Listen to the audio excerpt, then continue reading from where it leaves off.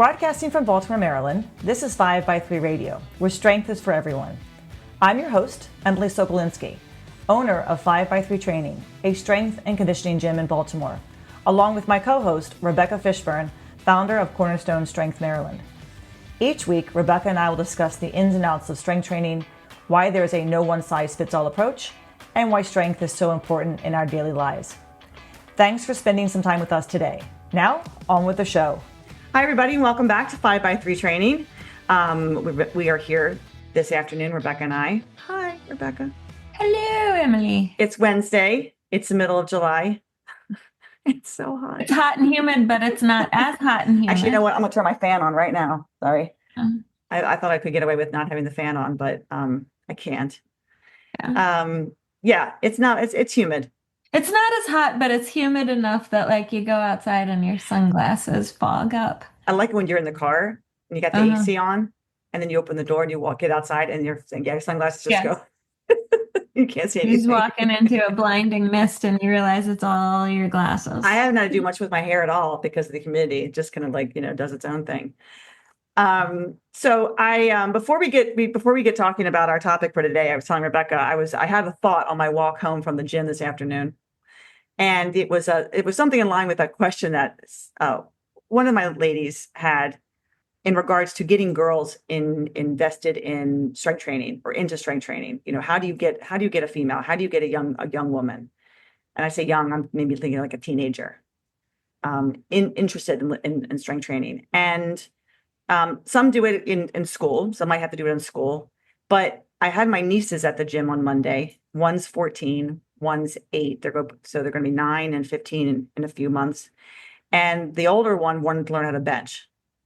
Her brother lifts, and she's kind of played around with it before, but she's getting older now. Now she's starting to kind of think about, doing it. Every time she comes, she wants to do something. She wants to, do something. And she's very good. Her cousin, who will do anything she wants to do, wanted to bench too, because if Eleanor's going to bench, I'm going to bench. And I thought about it today, how easy it was to just teach them and how easy it was to get the younger one, just lie down, put your feet up because she can't touch the floor. And we use a 10-pound bar. And there she was benching away. And she was so proud of herself. And then, the older one, Eleanor, got on the bench and she looked great. And she was very proud of herself because the 45-pound bar that she tried to use before was just too much, but we worked up to 35 pounds and she did a great job. But it was just kind of like easy and normal because that's what the other women at the gym were doing, right? It's kind of like, well, my grandmother goes and Eleanor's and Rose's older sister does this. So it's like, this is kind of normal. So I was thinking, probably going to do a topic on this, a podcast on it, about how do you get girls into the gym? How do you get them interested in strength training? I think you just have to make it normal for them. Like, this is what we do. We go to the gym. When we go to the gym, we lift weights, right? We don't go to the gym and get on the treadmill for 2 hours. We don't go in the gym and get in the elliptical. We go into the weight room and we pick up dumbbells or barbells, whatever it is, but we lift weights. That's what you do. You make it normal.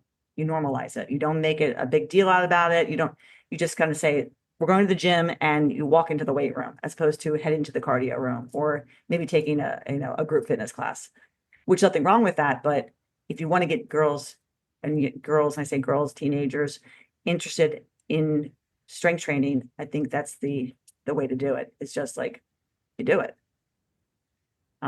So that's just some food for thought for the listeners out there and for us as to maybe a topic we want to talk about down the road. But I think that's what it is. You make it normal.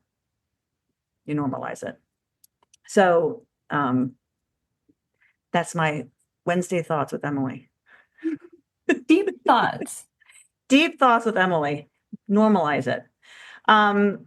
Okay, so we want to delve into the topic today.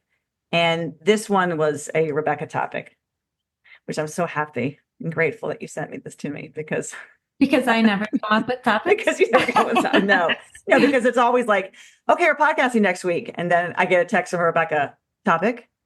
And I say, don't know. Let's think about that. And then, I'm asking around the gym. Okay, I need a topic for the podcast. What are we going to talk about? So we thought today we discuss when you are learning how to lift, when you're learning how to squat, bench, deadlift, press. how do you teach someone? How do you as a coach teach someone to get tight? How you as a lifter learn to get tight? And this is a hard lesson to learn. And I think it only happens really once weight gets quote unquote heavy enough for that person. So, Rebecca, let's Yeah. let's jump into it. What do where do we begin with somebody? And when we talk about getting tight. Yeah.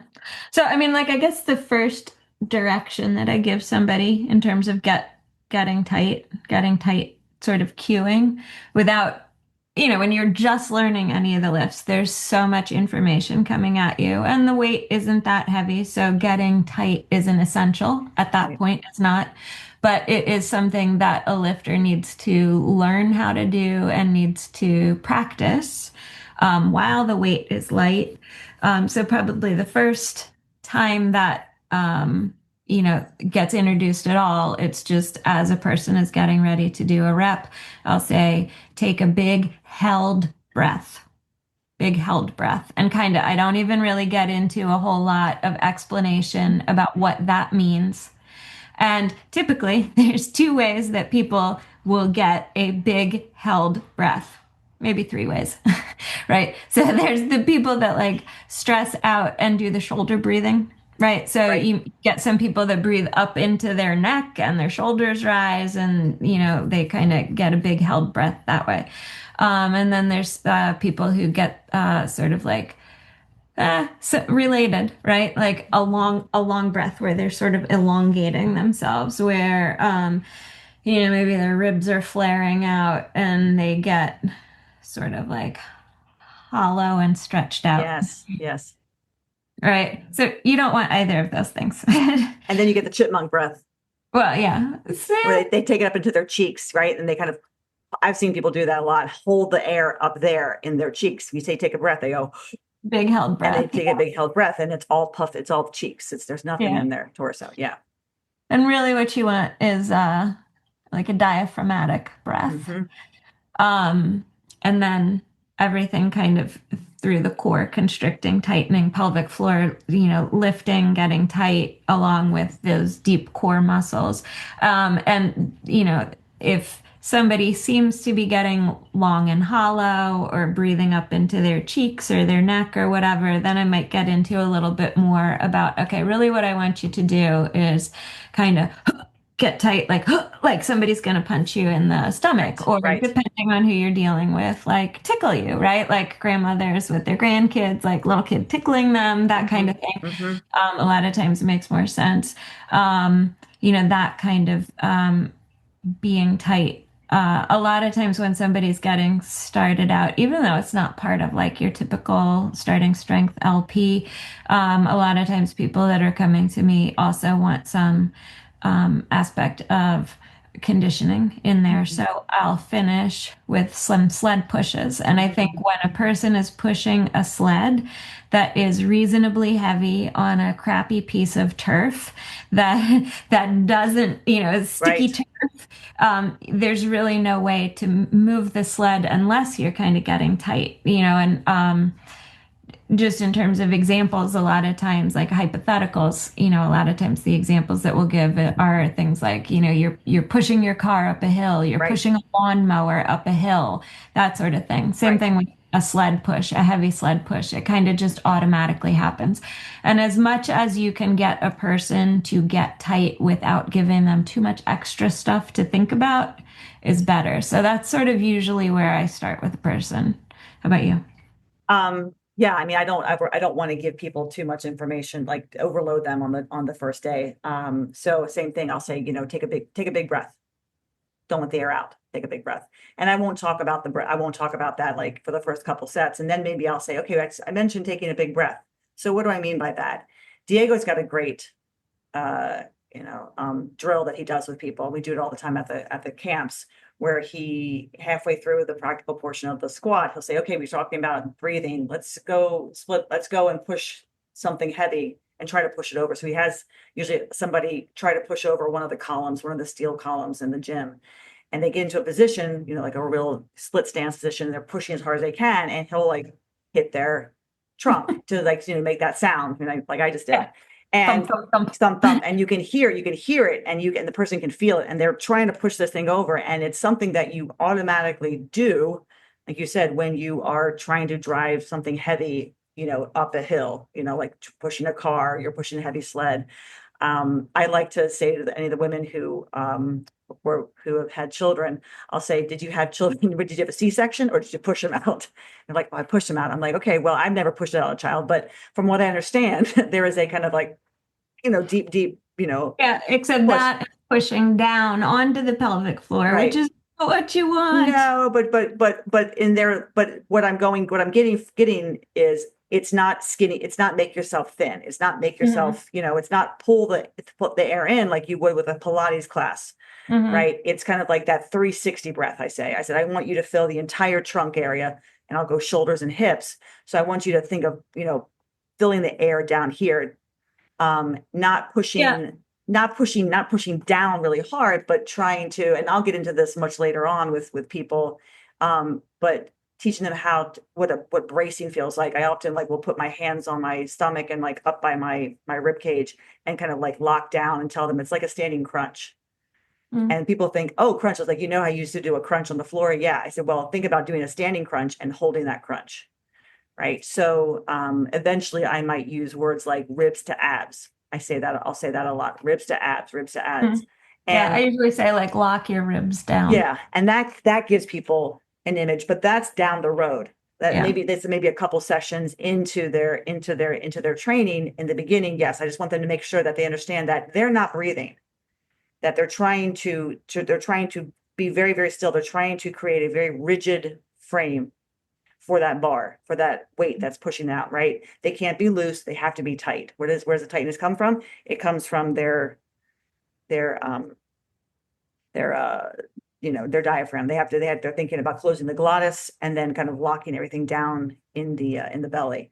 Um, So, like, also when you talk about that 360 breathing, mhm. right? Like, the idea there with the 360 breathing that a lot of people get confused about is they think it's belly breathing, just breathing out into the linea alba, at, like the midline of the belly. But Uh-huh. it's like 360, like a better image for people is like opening an umbrella where the bottom, it's sort of like, the diaphragm pushes down, everything sort of expands a Right. little bit outward and then you lock it in. Right.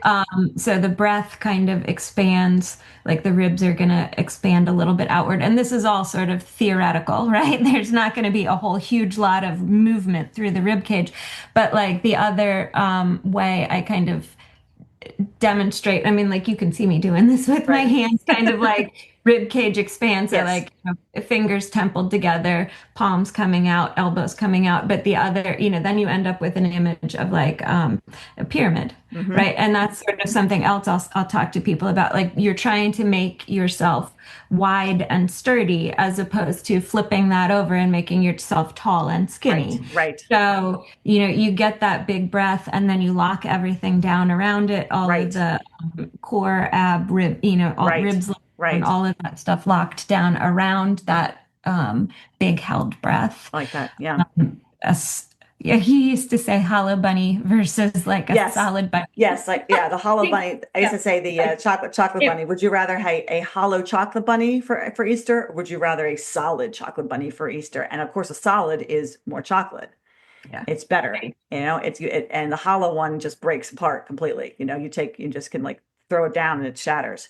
So, there's also like, don't make yourself skinny, make yourself fat kind of thing, like push your belly out, Buddha belly. I mean, there's so many different ideas, but I think what I've been using more and more these days is the standing crunch, is bring your ribs to your abs. Think about a little crunch. Abby used to say taco. She'd think taco. I don't know why she said taco, but I think because a taco kind of folds.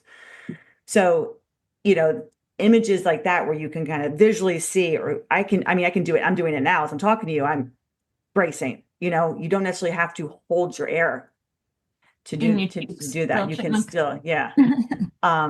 The I like the standing crunch idea a lot. I tell people to have an image of a 2x4 shoved up their front and back. So basically that piece of wood is preventing them from doing any kind of bending or releasing or ribs or out.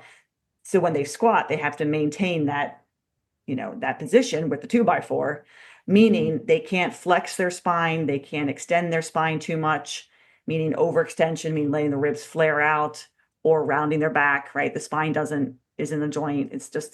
So you want to stay in that natural anatomical position as you squat. How do you do that? You have to learn how to brace. You learn how to breathe.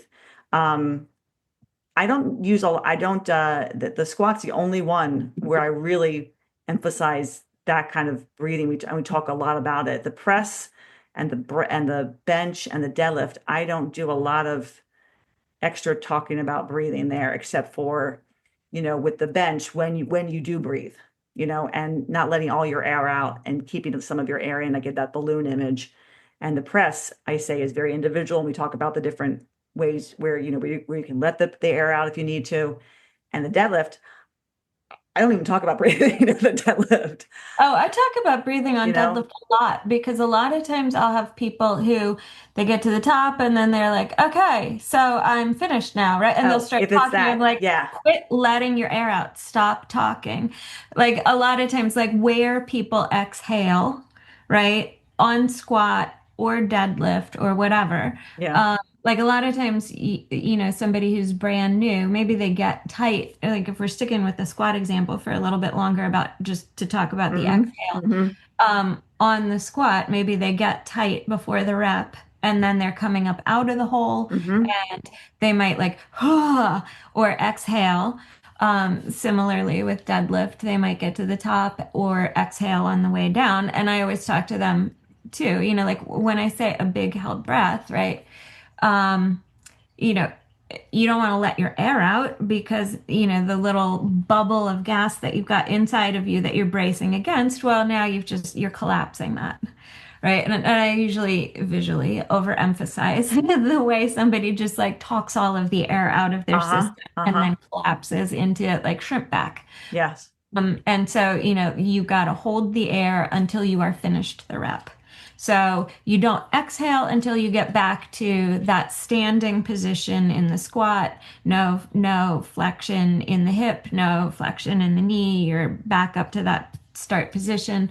Deadlift, you don't exhale until the bar is back on the floor. Yeah, I guess when I say talking about breathing, I'm not gonna, I did all that talking about the breathing and getting tight with the squat. So with the other lifts, it's just a matter of where you hold the breath and when you Yeah. let the air out kind of I thing. get a So lot of chatty people, I think. yeah, I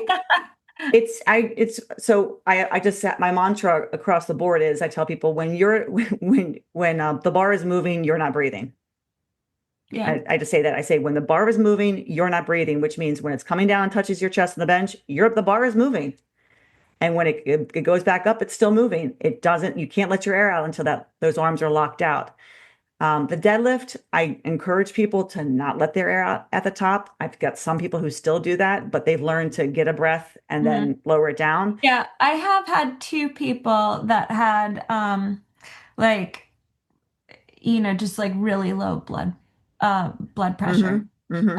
And they get dizzy Yeah. easily. So Yeah. there are some people where it's like, okay, you're gonna have to get a breath at the top, but then do that same Yeah. process of Yeah. getting a big breath, big held breath, Yeah. locking it in. I think with in regards to just like the deadlift itself, I don't necessarily say, I might say, okay, take a breath or take a big breath, but I emphasize taking the slack out of the bar. And when Mhm. people learn how to take the slack out or the click out, I think they automatically kind of tighten up and they take air in too. So it's almost like one and the same. I find myself not even thinking about my breathing these days when I take the slack out. When I get to my deadlift, I pull that bar out. I'm locked in. It's just like bracing, and I can still talk while I'm braced. So yes, am I holding my breath? I'm locking everything in when I'm down there, and I've pulled all that weight into my hands. Um, but yeah, I try to emphasize the whole, don't let your air out in the middle of the actual rep. Like wait till you're finished. Wait till you're either finished pressing at the top and you can take a breath, or you're finished at the top of the deadlift and you need to take a quick breath. Sure, take a quick breath, but you're up there for a split second. Hold the air for a second and then get back down on the floor and let the air out. So, trying to remind people. And what's very interesting with the regards to the bench, so I'm going to skip to the bench, is people not not closing their mouths, which I kind of harp on people about that.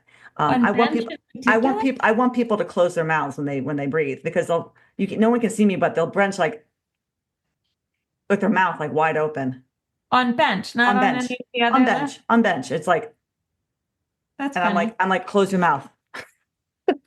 I go, close your mouth, take a breath, and actually close your mouth. And I don't think people think about that. They don't think about closing their mouth, like, when they take a breath. I think they're trying to like figure out what they're doing, where the bar is touching, that they just let their mouth kind of hang open. And I'm like, I don't want to see I said, if I can see your tongue and your teeth, you're doing it wrong. Close your mouth. That's funny. I don't think I You have know, that going on. Yeah, I I'm have not that quite doing a bit. I get that quite a bit. And I can also see if someone's chewing gum too. And then I can yell at them and say, you're chewing gum while you're benching? Great.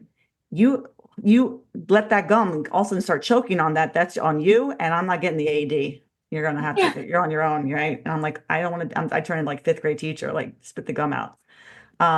But yeah, so You better check under your bench. Maybe they spit it, they take it out and just, I hope stick it not. Stick it under on the the bench bench. for Yeah. later. I got a couple people I've had to like send over to the trash can. So along those lines of getting tight, so we've talked about a lot of Mhm. different ways that we images we give to people. Um, yeah, I Maybe did have actually them. have one more thing Yeah, I yeah, was going please. to mention.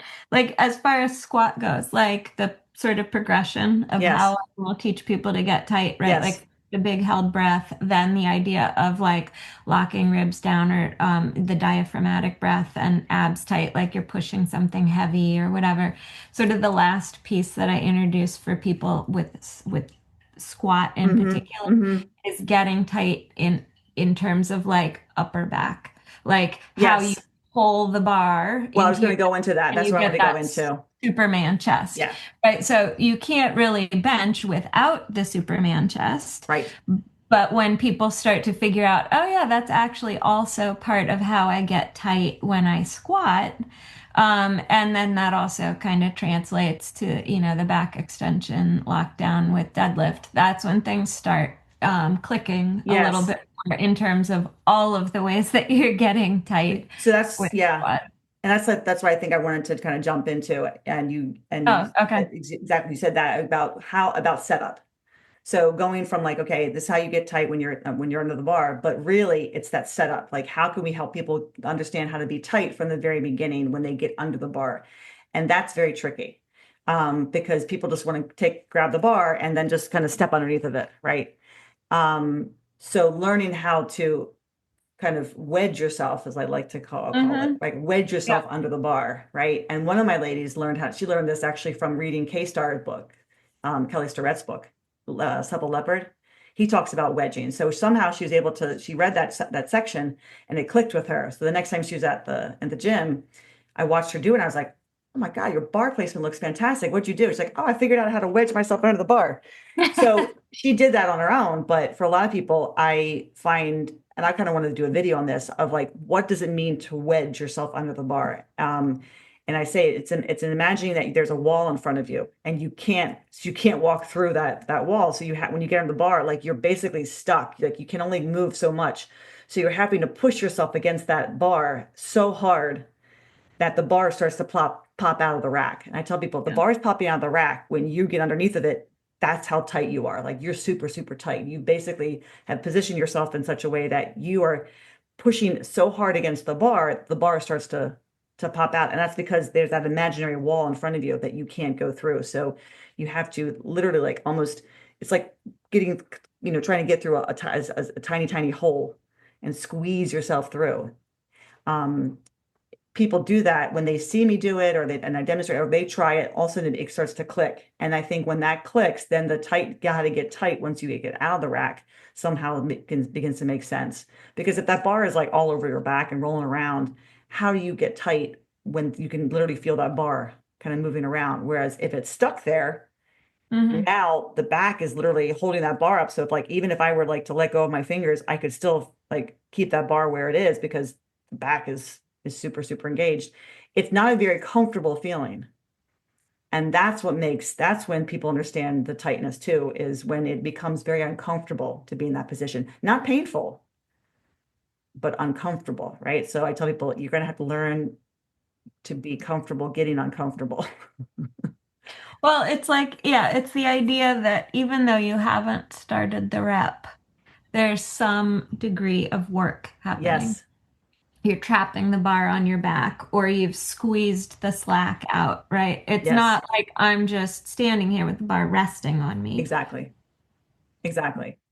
And that's a very tricky thing. So and that takes time. Like I'm not going to push somebody into that on day one or even day two, right?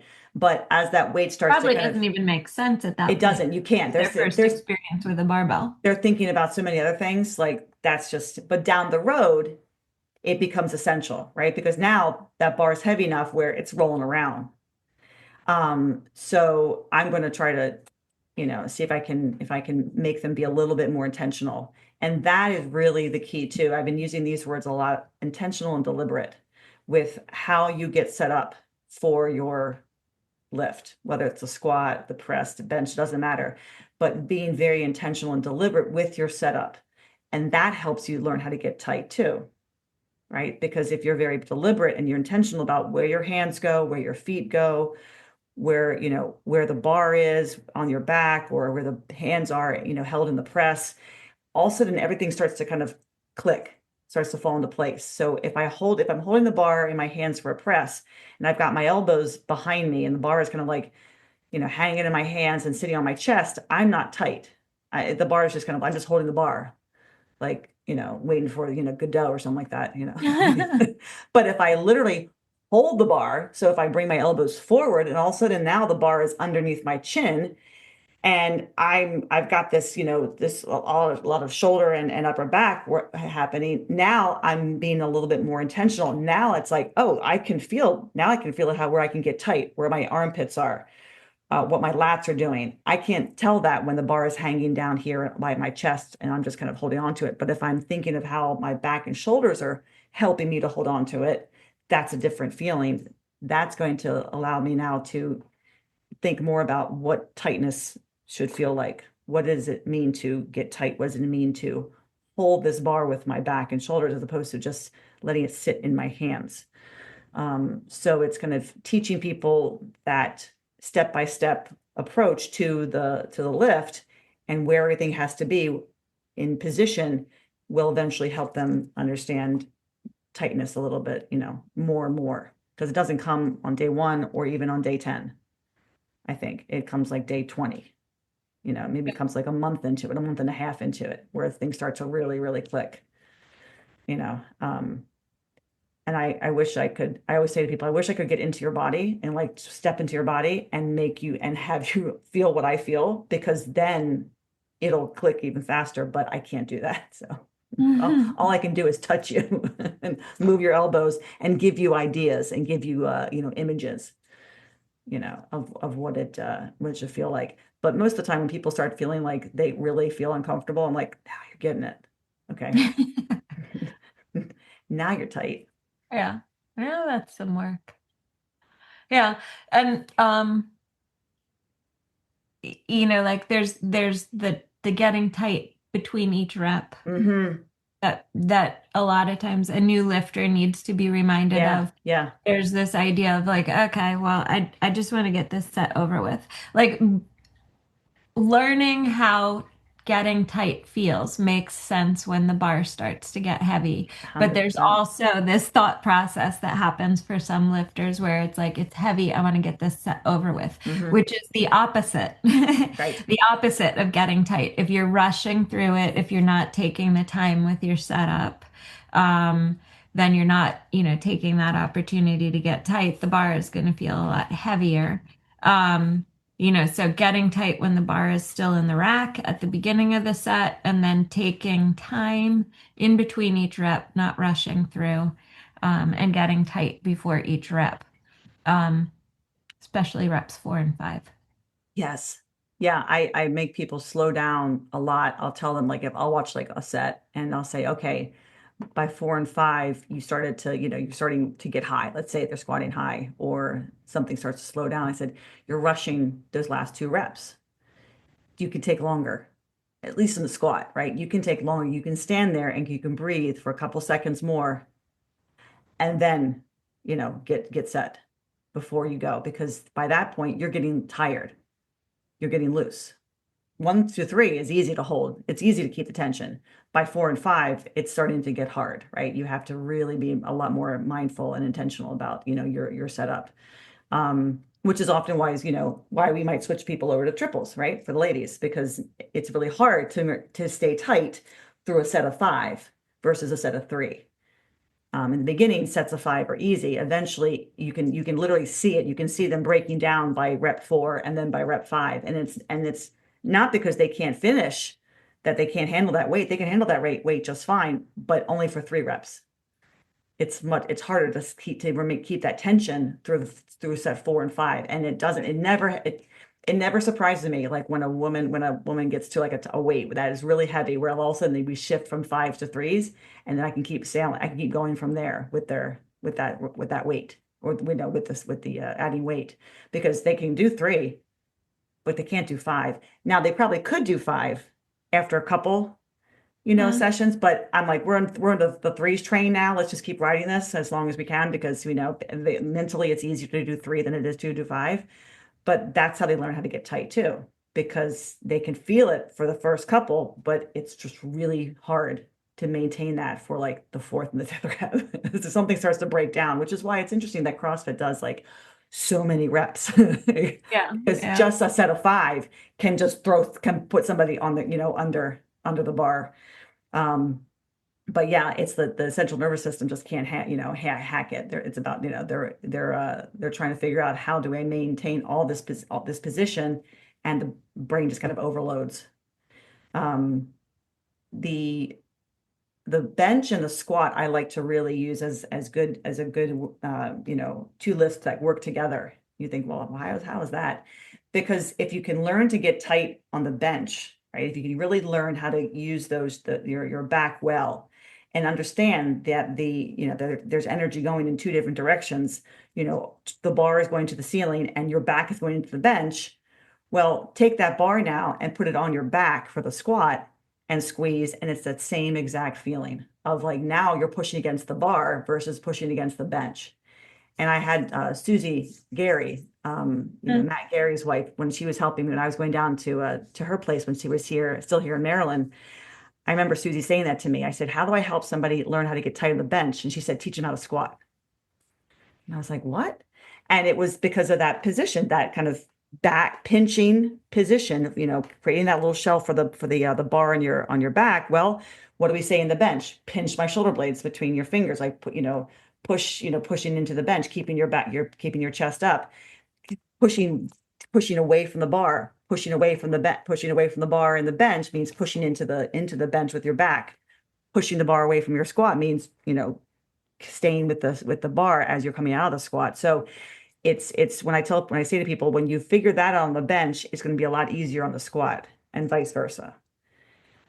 Because then it becomes a little bit more, quote unquote, natural, and comfortable, even though they're both kind of uncomfortable positions to be in. You don't, but anytime you release your back on the bench, that bar is going to start to move around. You release your back on the bar in the squat, that bar is going to move around, right? So there's that same kind of intentional position of, I got to remain in this big Superman proud chest feeling in both the bench and the squat, in order to keep that bar or that bench, engaged. The deadlift and the press, we don't have anything back there. We're just trying to, we have to kind of remind ourselves to do it, without that feeling. But there is something tactile in the bench and the squat for us, that reminds us sort of what we have to do. So yeah, it's not a comfortable position. And I sometimes wonder, when I'm doing like a bench, why am I doing this? Like, why am I doing this exercise and making myself have to stay in this horribly uncomfortable position for all these reps? Like, is this supposed to be fun? It's type 2 fun, as Kelly likes to say, right? Type 2 fun. It's very hard, or a hard squat. And I'm Type like, 2 fun meaning the type of fun that you realize was fun when it's over. exactly like Yeah. that, like, oh, thank God I'm done with those sets of squats. Like I can move on with my life now. But at that moment, those 30 minutes of your life is just like flashing before your eyes of like, is there a reason I have this bar on my back? Is there a reason I'm trying You're like questioning your life's choices. questioning my life and why I'm doing this? But then you're done. You're like, man, that was great. I'm glad that's over with. So it's that yeah, it's that type 2 fun. But it's and that's always the tricky thing about, teaching someone new, because it is hard. And that's the only way you learn how to get tight is when it gets hard, and some people they like that. They like that feeling, and other people don't like that feeling of being uncomfortable, you Yeah. know. Yeah, Well, that's a whole other topic. exactly. Doing your lifts because you know they're good medicine. Yes. Yes. Eating your vegetables, before you have your dessert. I don't know what this dessert would be, but one of my new clients said today, she said, I can't, she goes, I really like this because I like being able to go at my pace. Like I like being able to like set the bar up and move and not feel like, I'm being pushed to, I have a time limit, and I don't feel like I'm completely drained of energy when I walk out of here. I'm like, well, that's good. I don't want that. And so it's a whole way, but she said it's a whole way of thinking. Like this is a new way of thinking of how to exercise. This is somebody who's just turned, I think she's in her 60s. Yeah. Um, but it is, she's like, I like this. It's like I pace myself, and she's working hard. And she's working hard because she's trying to remember all the different cues I've just given her because it's her fifth session. So that's, Uh-huh. that's what she's doing. But yeah, it is that you can be very, very, uh, I like seeing people though being very intentional and thinking about what they're doing, because you can see them going through all the paces in their head of like what we talked about. And, and then seeing it come together and realizing, okay, I think I've got it now. I gave her one cue, and it was the best set of deadlifts that she did. She stopped shrugging her shoulders. And the cue I gave her was think of, tight armpits, like keep your armpits tight. And then she watched one of my other lifters deadlifting. So she saw that. She saw her not doing what she was doing, which was shrugging. Mhm. She heard me say tight armpits, and I never, in the whole set she did, I didn't have to say once, don't shrug, or drop your shoulders, which I said throughout all the warm-ups. And the very last set, there was none of that because the cue worked, and as well as seeing someone Yeah, I do it. think I think a lot of times being able to watch somebody else do the thing is helpful. Mm-hmm. Like seeing what it looks like to Mm-hmm. get tight. And so Mm-hmm. like if there are other people in the gym, even if they're not doing the same program, Right. which would be like the situation in the gym where I'm working, like there are still people that are there that are doing heavy things, and some of them are better at it than others at Right. getting tight before they do something. So pointing out when someone is doing something correctly or incorrectly, or like you've got that Mike Tuchscherer video I of love him it. squatting, Yes. which like Yes. really demonstrates how you get the breath, how you get tight, how Yes. what that looks like. So being able to either point out real life examples or video of Mm-hmm. people doing it, you know, Mm-hmm. whatever. What do they say? Monkey see, monkey do. Exactly. No, and it's, I mean, some people, like we say, I mean, everybody's very either visual, like a visual learner, or a kinesthetic learner, or a, audible learner, like someone I can cue somebody, I can tell somebody what to do and they do it because they can hear it, they understand that. Or I can show somebody, here, look, make your squat look like their squat, and they can do it. Or I put the person in the position I want them to be, and that works, right? Like, Mhm. put my hands on them. But yeah, the Mike Tuchscherer video, I'll put a link in the notes for that. It's one of the best videos that I love. We love showing that video, and we show it all the time at the camps. I'll send it to people. If if people are lifting, like if Diego's squatting next to somebody and I'm teaching someone how to squat, I'll say, watch him get set. Can you see it? Can you see the shoulders kind of rise and then fall? That's him getting locked down. That's him, bracing. Um, a lot of times, and I will talk about this too, down the road, not the beginning, but into the sessions, that when you get tight, once they've kind of figured out how to get under the bar, once they figured out how to hold the bar, once they're learning, it's getting a little bit heavier, that you get tight from the top down. A lot of people will start to swing their hips forward. You've seen that where people like stand up and they'll like Oh, squeeze their butt and they'll do like almost like a little hip thrust before they squat. And I'll say, no, no, no, no. Okay, we're going to stop that right there. Like that is actually not doing you any good. It's only going to loosen you up and give you back problems. That the tightness comes from the top down. So you're not thinking about just squeezing your butt. You've got your upper body to worry about. So it's, shoulders, then ribs, then abs, then glutes, then legs, then feet. So it's, comes from the top. And when they get that and they see someone doing that, that makes a big difference too, right? So everything's kind of getting locked down from the very beginning. And that's why the Tuchscherer video is good, because you can see him from the front doing just that. Yeah, that kind of squeezing the butt through and kind of hip thrusting. People think they're getting tight when they do that, but you're not getting tight. You're just hurting your low back and you're shifting yourself out of position too. You're like putting your weight forward and then back and then forward and then back. You want to stay over the middle of the foot as much as you can the whole time. So that's something. When I see people doing that, we start talking about, where do we get tight? How do we get tight? We get it from the top down, from the head to the toes, right? Everything kind of works from top to bottom, not bottom up. So that's that's some more information for someone on like tightness and learning where the tension should be in their body. I know we could talk about this forever, but before we wrap up, we talked mainly about the squat, and then we talked a little bit about the deadlift too. But in general, when you're breathing, when the bar is moving, you're not breathing. Press, teaching the press and teaching people how to get tight in the press can be a struggle, because people are they're thinking so much about their upper body if they forget that they have a lower body too. then they push press. And well, they don't push press, or they are trying to just press with their arms as opposed to using their legs, right? Using their glutes. So if they're strict pressing, or if they're even doing the hip movement, trying to get someone to learn how to squeeze their butt or squeeze their quads, and think that when the bar is moving and starts moving slowly, to push down to the floor with their legs, to use their legs to keep the bar going. So I'll tell them, think of leg driving the bar, like we leg drive in the bench, leg drive your press. Like your legs are probably working more than your upper body is at this point, right? To kind of keep you where you are. So that is definitely tricky, is to teach people how to squeeze. Once they learn how to use their legs better, then their press just flies, right? Because then they begin to realize it is a full body exercise, that their legs do hurt the next day because they were using them so much in the press, and everybody feels probably fine. So that's another area where it's not so much the breathing, it's learning how to squeeze, really learning how to like focus on two parts of the body, upper body and lower body.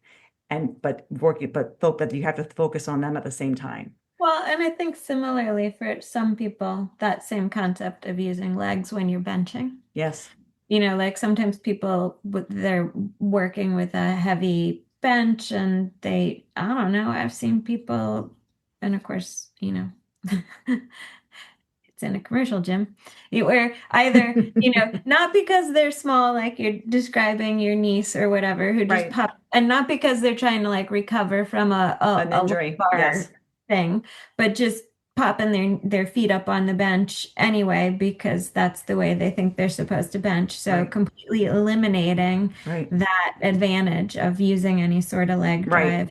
Or other people, like it's heavy, their legs panic and start dancing around. Mm-hmm. Like you got to get those legs pulled in, Mm-hmm. heels dug into the ground, and get Mm-hmm. that set up to begin with. And then you've got to create that tension across the front of the system so that your hips don't fly up off the bench.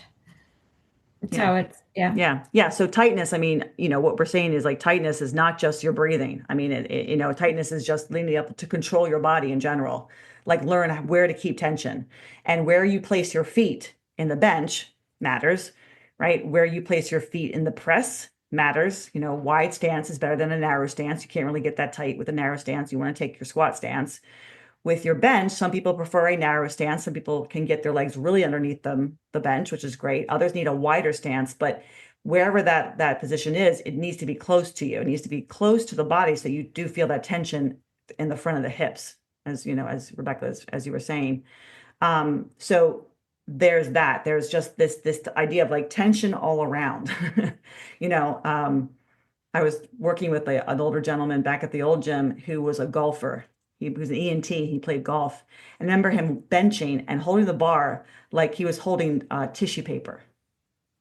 Like when you hold tissue paper, you hold it very gently, right? Because you don't want to, destroy it. Because if I hold it really tightly, I could Like rip it not apart. actually gripping the Like bar, not gripping the letting bar. the And bar sit in his hands. I said to him, "Why aren't you gripping the bar? Grip the bar." He goes, "Well, I don't hold the bar like, I don't, that's not how I hold my golf club." I'm like, "We're not playing golf."